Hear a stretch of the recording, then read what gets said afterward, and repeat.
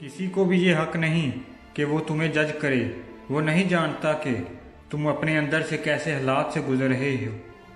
इससे तुम्हारे मतलब कहानियाँ सुनी हैं, मगर कभी वो महसूस नहीं किया जो तुम अपने अंदर करते हो।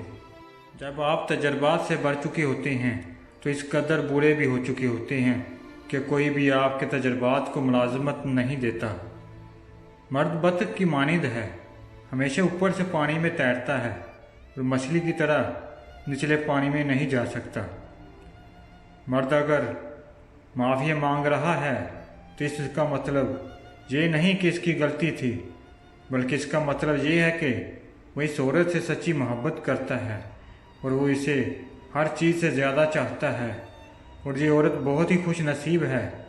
ऐसे मर्द को खूब मोहब्बत दो, वरना दुनिया की जालिम निगाहें उसे तुमसे छीन लेंगी और तुम ज़िंदगी भर के पछतावे में चैन से सो भी ना पाओगी।